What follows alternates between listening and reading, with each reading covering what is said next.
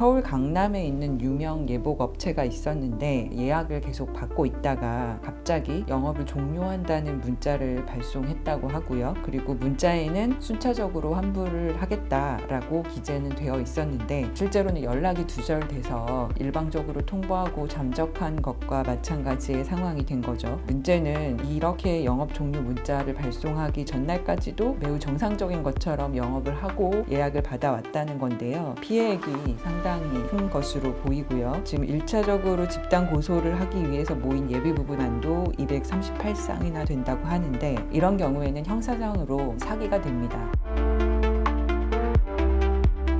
안녕하세요. 법무법인 정의의 김유경 변호사입니다. 오늘은 예복을 맞춘 예비부부들이 업체에서 갑작스럽게 폐업하면서 피해를 입은 사건에 관해서 설명을 드리려고 합니다. 요즘 결혼 준비하실 때 스드메, 스튜디오, 드레스, 메이크업이 필수라고 하죠. 그래서 이제 예복이 당연히 이제 중요할 수밖에 없는데 예비부부들 입장에서는 얼마나 신중하게 고려하고 이것저것 찾아보고 해서 예복을 예약을 할 것 같아요. 근데 서울 강남에 있는 유명 예복 업체가 있었는데 여기에서 예약을 계속 받고 있다가 10월 11일에 갑자기 영업을 종료한다는 문자를 발송했다고 하고요. 그리고 문자에는 순차적으로 환불을 하겠다라고 기재는 되어 있었는데 실제로는 연락이 두절돼서 일방적으로 통보하고 잠적한 것과 마찬가지의 상황이 된 거죠. 근데 이제 문제는 이렇게 영업 종료 문자를 발송하기 전날까지도 매우 정상적인 것처럼 영업을 하고 예약을 받아왔다는 건데요. 이런 상황들 때문에 이 업체가 성급금을 받고 실제로는 원단을 주문하거나 하는 실제 착수에는 들어가지 않고 여러 명 수치만 재면서 임시 원단으로 문제가 없는 것처럼 영업을 하는 외관만 갖추어 놓고 결과적으로 예약금, 성급금 이런 것만 받는 방식으로 이득을 취한 것이 아닌가라고 의혹이 제기가 되고 있는 거죠.